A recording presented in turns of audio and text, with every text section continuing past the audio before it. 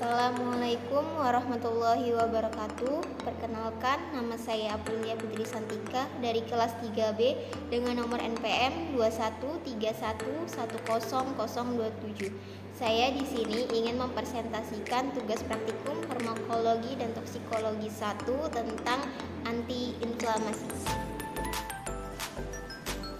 Jadi, materi yang akan kita bahas di sini, yang pertama ada pengertian dari antiinflamasi, yang kedua mediator kimia antiinflamasi, yang ketiga mekanisme kerja antiinflamasi, yang keempat contoh obat antiinflamasi, yang kelima efek samping dari obat antiinflamasi.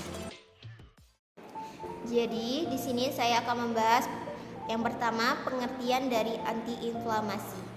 Antiinflamasi adalah suatu golongan obat yang memiliki khasiat analgetik, antipiretik, serta anti radang dan banyak digunakan untuk menghilangkan gejala penyakit rematik seperti artritis reumatoid, terus artrosis dan spondylosis.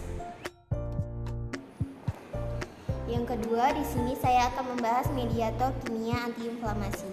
Jadi, mediator kimia antiinflamasi itu terbagi menjadi 3. Yang pertama itu histamin.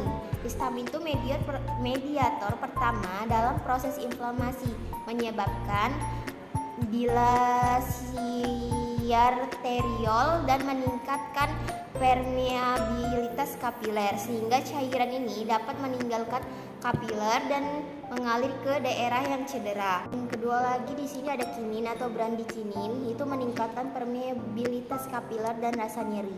Yang ketiga itu ada prostaglandin, itu dilepaskannya prostaglandin menyebabkan bertambahnya vasodilatasi permeabilitas kapiler dan itu ada nyeri dan demam. Mekanisme kerja antiinflamasi.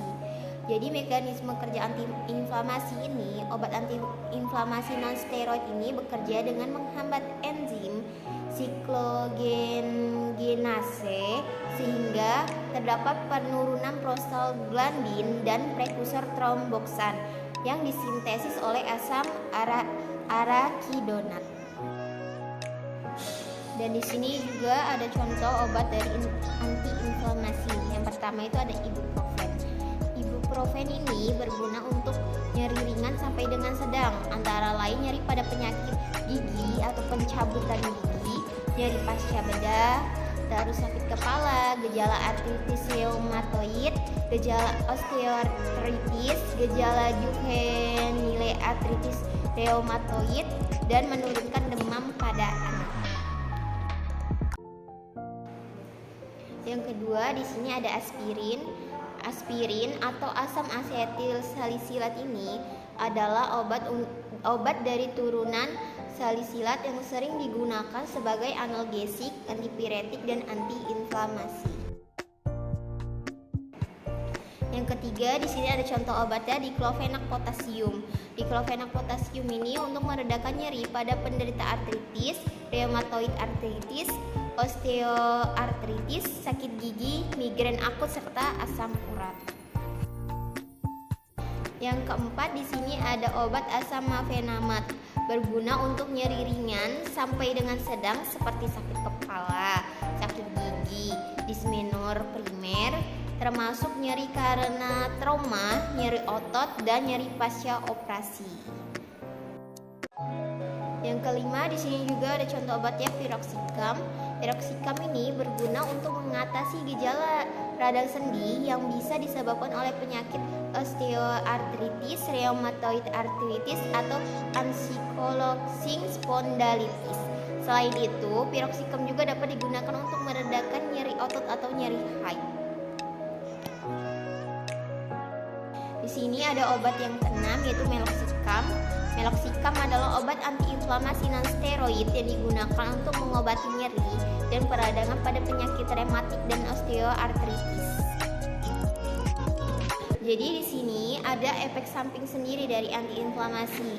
Selain ada efek terapeutik dari obat AINS sama seperti obat lainnya, yaitu mengakibatkan efek samping yang beragam pada setiap sistem di dalam tubuh.